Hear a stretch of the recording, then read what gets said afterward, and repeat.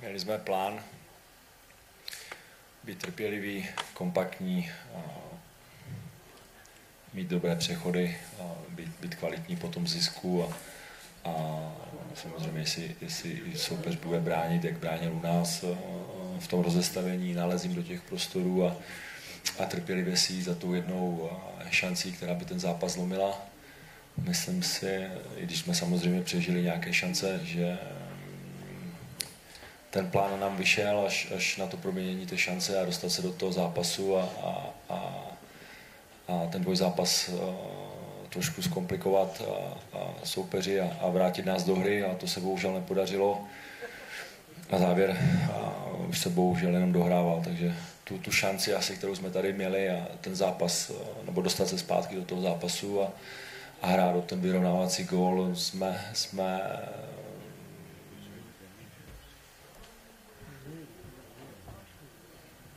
prošvihli, když to tak můžu jednoduše říct, a do toho zápasu jsme se nedostali. A soupeř s tou kvalitou, a když dneska nějaké šance minul, tak prostě pak mu stačí málo a zápas zlomil a už bylo po utkání.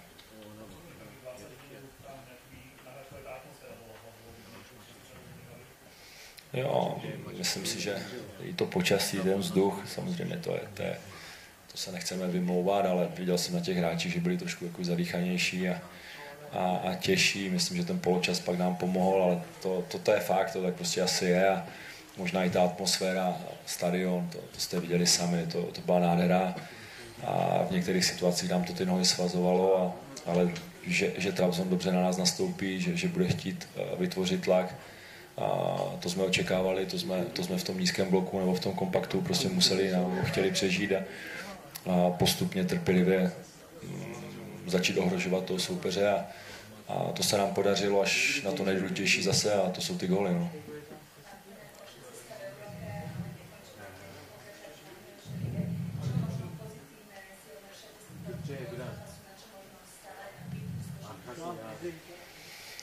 Tak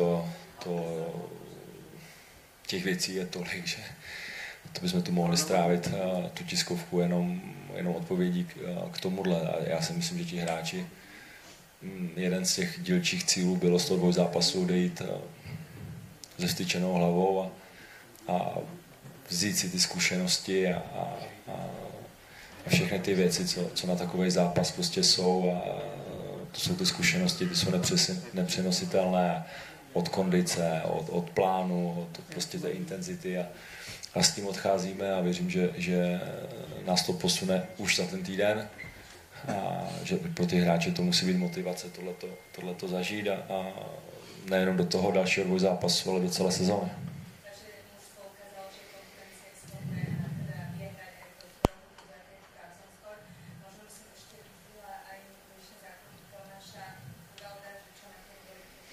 Myslím si, že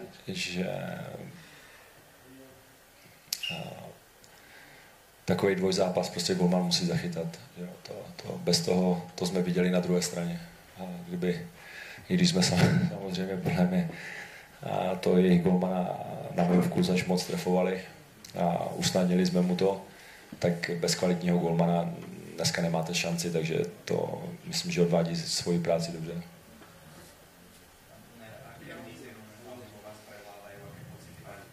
Can we have it in English if possible, or can someone translate? Because I need to translate it from English to Turkish, so maybe the next one. Yeah, okay. Then because I need to translate something from English to Turkish. So. Okay.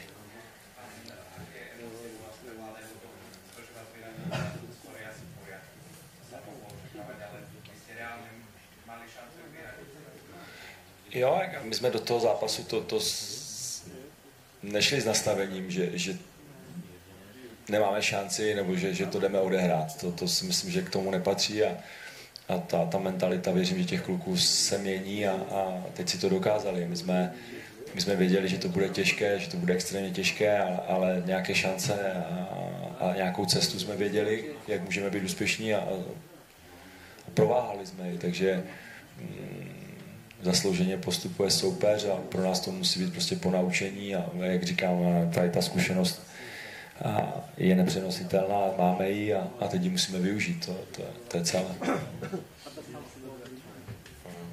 Türk basınından herhangi bir soru var mı? Slovakça tercüman olmadığı için ne yazık ki onların medyası da İngilizce bilmiyor. O yüzden dün de bu aynı durum yaşandı. Slovakça devam ediyor ama Türk basınından soru varsa ben onları İngilizceye çevirip soracağım. Tabii. Bir isminizi de söyleyebilir misiniz tekrar? Hı? Soruyu...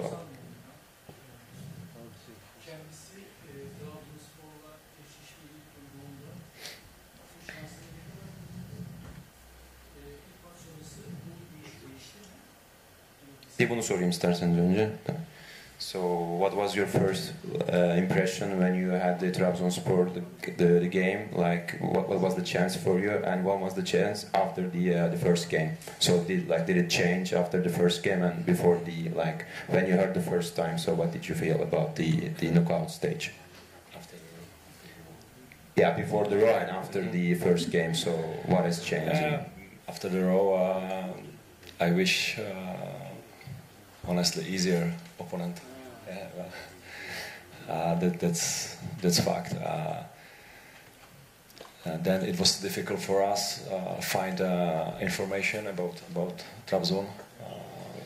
Many new players, no data, no videos on Wisecout, so it was very difficult. But we had a simple plan before the games: be compact, be patient, and I had courage. And wait for our opportunities. I think the two games was about that. We missed our opportunities. We didn't show quality in the box, and we had no chances go through. So I think so simple. And after the game? After the game. After my first game. After the first game, me personally, I think the whole organization, all guys, we were disappointed. We missed so many opportunities to score, to reach better results for today, and we knew it will be really difficult here in second game. Eşleşme geldiğinde açıkçası daha kolay bir rakip isterdim. Bizim için çok zor bir eşleşme oldu. Ayrıca Trabzonspor hakkında fazla bilgimiz yoktu. Elimizde fazla bir data yoktu. Eşleşme geldiğinde basit bir planımız vardı. Sabırlı olmak üzerine ve elimize geçen pozisyonları değerlendirmek istiyorduk. Ama çok pozisyon kaçırdık. Özellikle ilk maçtan sonra çok gol kaçırdık ve çok gol kaçırdığımız için de ikinci maç için çok umudumuz kalmamıştı. Second question.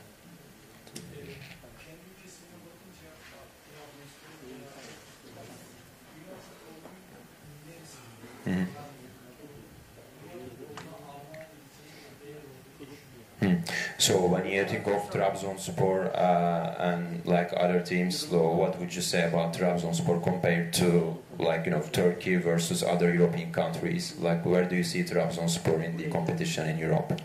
Yeah, for me, personally, Trabzon is big club. We cannot compare. That I mean about our organization. That's true. We cannot compare. That's two completely different worlds.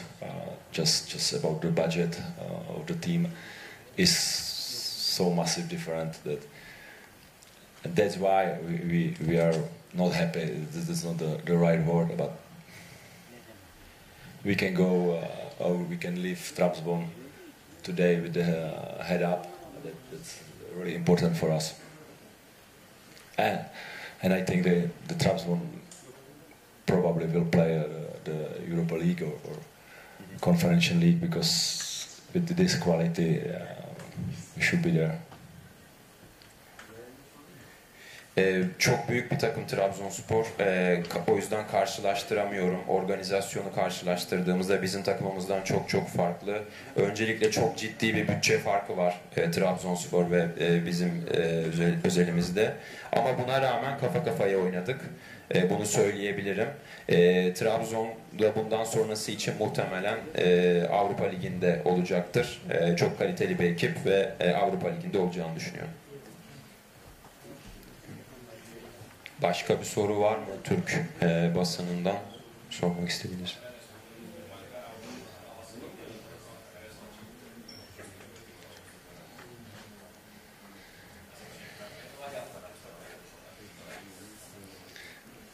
To je přesně ta otázka, na kterou bývá ta odpověď. Kdybych to věděl, tak tady možná nesedím.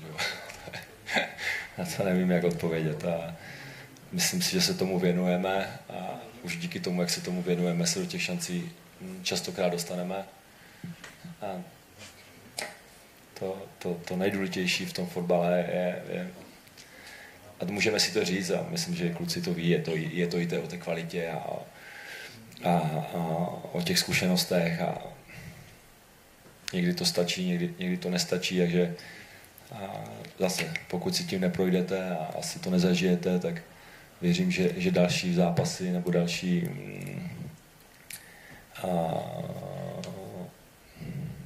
ty zápasy prostě si to přeneseme a pokud ne, tak budeme mít problém, protože o tom se nemůžeme bavit samozřejmě každý zápas. Jo.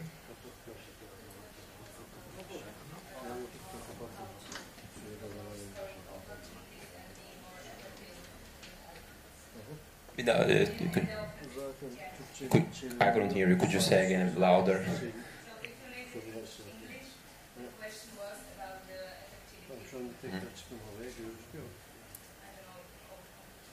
Yeah, but I said it's the typical question, and only one answer is if I know it, I will probably not sit here. Daha ofansta daha etkili, efektif nasıl olabiliriz diye düşündük. And what was the answer to that question? Yeah, if I knew it, I'm not sitting here. Bunu bilseydim burada oturuyor olmazdım.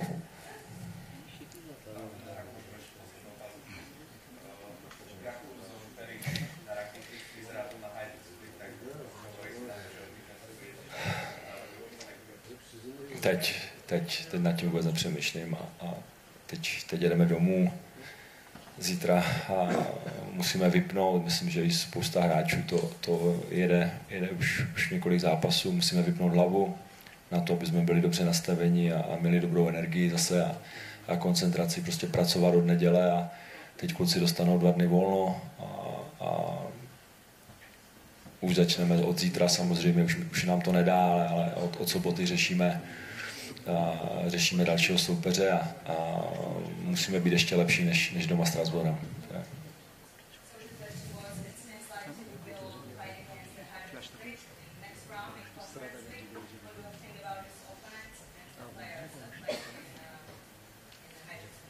So I don't speak against.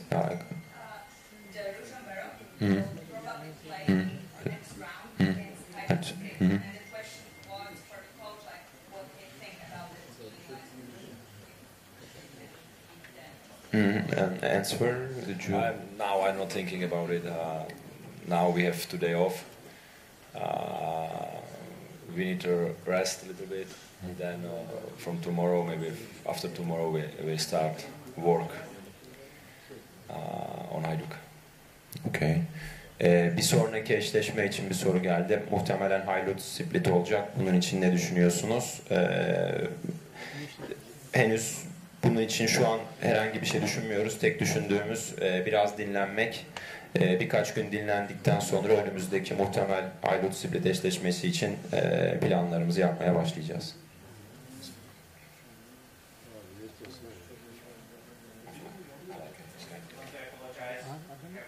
Okay. Okay. Evet, uçak bugün olduğu için gitmeleri gerekiyor arkadaşların, o yüzden çıkabilir miyiz diye sordu. Uçakları geceymiş, o yüzden teşekkür ediyoruz.